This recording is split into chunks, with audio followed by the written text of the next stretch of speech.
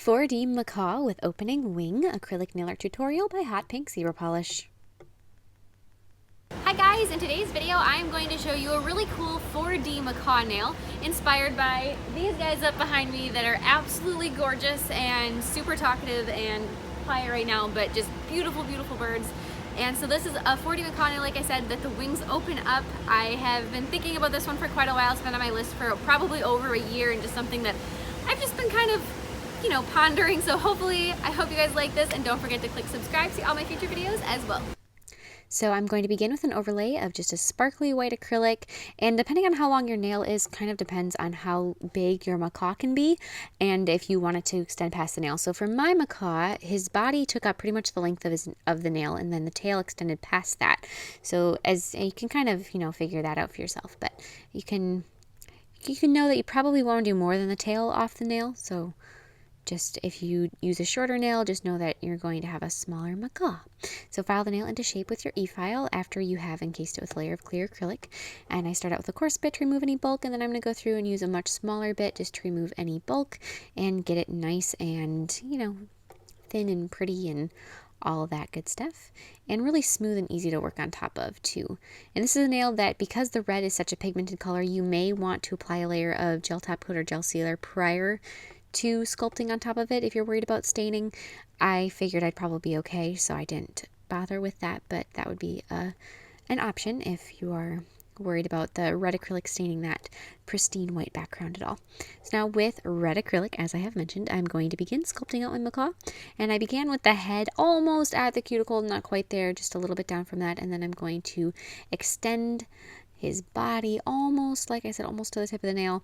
I did want to make sure that I had a branch or something for my macaw to be sitting on, so I didn't want that to be off the nail just because that would get a little bit hinky, but I wanted it to be pretty much as big as it could be. So once you have your body of your macaw began, go ahead and take a little piece of wire, which I know it's kind of hard to see against that red background, but grab a little piece of wire and stand that up into that red acrylic so that it's going to be sticking out, and consider this his little shoulder joint. So you want it to be about where the shoulder will be, and just let that sit there and let it get nice and embedded in the acrylic. And then with some gray acrylic, I'm going to be sculpting out my little macaw's beak. So I did the lower mandible, and then I added the little patch of skin around the eye, and then I'm going to go through and do the upper mandible with more of that gray acrylic, just like so. And I did more highlighting and stuff to define all of this with acrylic paint later. So the actual, if you just did it as far as I did with the acrylic, it looks almost kind of cartoonish, but then after I finished with the painting, it has a much more realistic appearance, which it gives you kind of options, because you can continue in the cartoon kind of cutesy realm and give it a really cute eye, a bigger eye than I did, give it a little smile. You can play around with it some more and have more fun with it if you'd like, or you can go ahead and do it like I did and keep it more with the realistic side and add some highlights and some feathers and all of that fun stuff. After I did the beak, I went through and I added the wing that's on the other side of the parrot that you don't see as much, so just like a little sliver on that other side, and then added a bit more acrylic to the chest.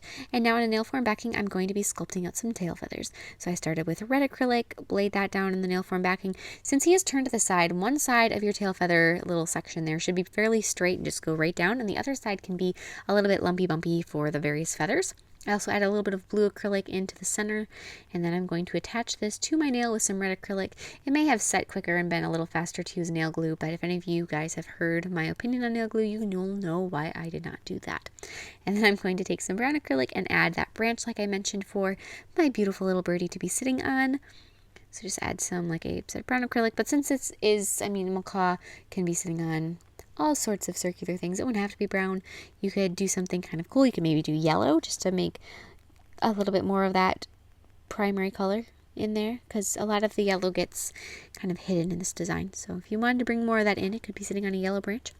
Then make his little toesies with some gray acrylic down there. And then I'm going to make his wing. So for the wing, I'm going to start out with more blue. So I've got the blue acrylic that I'm taking down just like that for the bottom portion of the wing for the longer feathers. Then grab just the tiniest bit of yellow as the transition from the red to the blue. So add the yellow in there and let the colors, just keep adding them. Don't wait for one to set and then add the next one. You'll see in just a moment that I took my brush and I just sort of pulled it through the colors to blend them a little bit. So you want them to all be wet, as you can, really quick, just a couple little lines through that, and that's all you need. I added a little bit more blue to the lower section of the feathers because it was a bit thin and I knew that it would be very fragile, so I just added a bit more to strengthen it. Then take some more of that wire and create a hole in the wing about the same shoulder location as the wire is in the nail. So you can even just use something like a floss pick or a really pointy dotting tool or something else to make that hole in there. So now I'm going to take a piece of a woven envelope. So this is a priority mail envelope from the United States Postal Service. And the reason I'm using this is because it is tear-proof, waterproof, or water resistant, and you can write on it with markers. So that is the perfect material for this sort of a thing. And I drew out some more little wing feathers. And I'm going to take a manicure scissors and I'm going to cut them out. So if you guys aren't from the US and you don't have USPS to get a priority envelope from, if you guys are curious, these things are free. You're kind of abusing the system, but you can just go and you can get one and then you can use it for these projects. I mean, you use so little that you're going to take one envelope and it's, I don't know, I go to the post office so often anyway, and I'm doing legitimate business that I don't feel bad about taking one envelope for this. You can even recycle one if you get one in the mail, and you can use it for this if you want. The one that I'm using right now is recycled, so, or upcycled, whatever you want to call it. But that is the perfect material. Otherwise, I don't know if you guys can find something similar, but a mailer envelope is a great place to start. And then take and make a little hole in them, the same shoulder joint area, and then stack them up on the piece of wire, starting out with the shortest wing feather, going to the longest wing feather, ending with the acrylic wing. Just like so. So just make your little stack, and then you can fold them up and you can see how they'll flail out and how they'll set, and hopefully they make that nice little arc like mine do. Then trim off any extra wire if the wire is too tall. Put a tiny bit of nail glue on the end of that wire and then grab a little red bead and glue it to the top to hold your feathers in place. Then with some red acrylic paint, I'm going to go through and highlight my little birdie's feathers in the red areas. And after I'm done with the red, I'm going to take some diluted black paint, and I'm going to be adding some shadowing here and there and adding some depth on the beak. I also took some of that shadowing and I added that to the wing, or to the feet, I mean, and that I did in just a moment, but I use the same process. Add some highlights to the white around the eye. There's the diluted black paint. I kind of jump around when I do some of these things. I know that even when I'm working on like a painting on a canvas, I'll be doing something and then I'll just jump to a completely random area and be like, you know what, I'm going to work on this now. And then when I'm trying to describe these things in a video, I'm like, I can't tell you why I did these in this particular order. That's just the way my whim took me. You also need to add a little eyeball for your birdie, and then take and add a couple little red lines in that white area around the eye. And then for the blue feathers, so the blue feathers on these macaws, they're very bright. They're bright blue. So I wanted to add some really light blue highlights to brighten them up. So I took and actually dipped my brush into some darker blue paint and then white, so they look a little streakier, and it added so much more depth to it.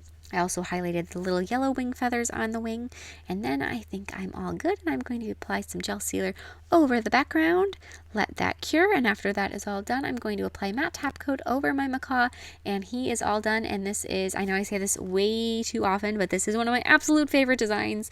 I have a parakeet, her name is Yoke, and she is adorable and a love of my life. Terrell would be so offended. No, really, I love that bird, but we take showers together.